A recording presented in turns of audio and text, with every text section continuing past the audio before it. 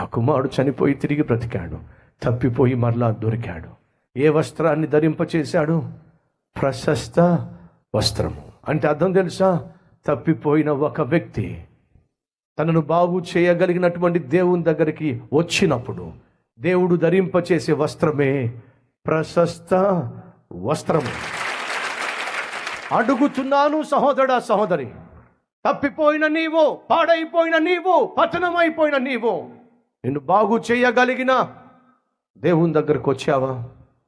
నీ జీవితానికి విలువను ఇవ్వగలిగిన ఆ దేవుని సంధికి తిరిగి వచ్చి, ప్రభువా నువ్వు లేకుండా నేను బ్రతకలేను, నీవు లేని జీవితము వ్యర్థము అని పశ్చాత్తాపంతో నీ జీవితాన్ని దేవునికి అప్పగించావా? అలా అప్పగించినప్పుడు నువ్వు ధరించే వస్త్రమే ప్రశస్త వస్త్రము. తండ్రితో సమాధాన పడినప్పుడు నువ్వు ధరించే వస్త్రమే ప్రశస్త వస్త్రము. ఈరోజు మనలో ఎంతమంది ధైర్యంగా చెప్పగలరు? ఒకప్పుడు పాపిష్టివాడిగా జీవించాను, తిరుగుబోతుగా, త్రాగుబోతుగా, నా ఇష్టానుసారంగా జీవించాను, కానీ నా తప్పు తెలుసుకొని తిరిగి వచ్చేసాను, దేవుడు నాకు ప్రశస్త వస్త్రాన్ని ధరింపచేశాడు.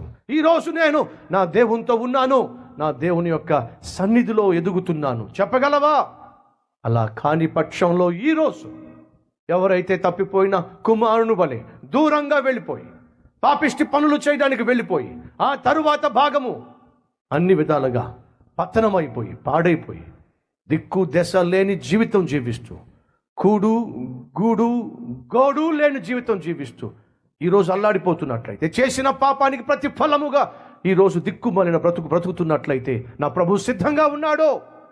నువ్వు తిరిగి వస్తే నిన్ను అంగీకరించడానికి, నీ జీవితాన్ని బాగు చేసి ప్రశస్త వస్త్రము ధరింపచేసి మళ్ళీ నిన్ను తన కుమారునిగా ఘనపరచడానికి నా దేవుడు సిద్ధంగా ఉన్నాడు. తిరిగి రావడానికి నువ్వు సిద్ధంగా ఉన్నావా?